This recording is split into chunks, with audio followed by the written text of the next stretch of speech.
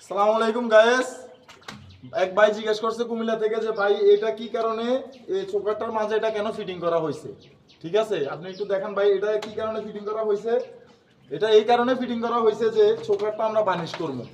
Varnish করার ক্ষেত্রে আপনার যদি সিমেন্টের পানিটা যদি চোকারটার ভিতরে যদি অ্যাটাচ হয় তাহলে কোনো মিস্ত্রি আপনার এই বার্নিশটা ক্লিয়ারভাবে অ্যাকুরেট করে দিতে পারবে না, কোনো মিস্ত্রি পারবে না। আর আপনি যদি এই চোকারটা যদি প্লাস্টিক দেন বা যা যেভাবে এরকমভাবে যদি করেন তাহলে আমি মনে করি যে এটা বেস্ট, কারণ এটাতে আপনি বিল্ডিংয়ের ভিতরে পানি দিতে পারবেন, চৌকাঠটার ভিতরে কোনো সিমেন্টের পানি অ্যাডজাস্ট হবে না। এই কারণে আপনার পুনরায় যখন আমরা ফুটিংটা করে বার্নিশটা করবো তখন আপনার চৌকাঠটা একদম একেবারে সুন্দরভাবে এটা কি হবে বার্নিশ হবে।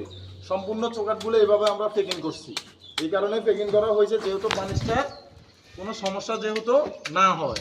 ঠিক আছে, এই জন্য আমরা এই চৌকাঠটা সাইডের দিকে আমরা এটা প্লাস্টিক মারা হয়েছে, এই জন্য প্লাস্টিকটা দেওয়া হয়েছে। ভাই যে আপনি জিজ্ঞেস করছিলেন যে এটা কেন মারা হয়েছে, এটা এই কারণে মারা হয়েছে যে পুনরায় যেহেতু বার্নিশটা করতে চৌকাঠটা যাতে কোনো সমস্যা যেতে না হয় এই জন্য এটা আমরা পেকিং করছি। ওকে।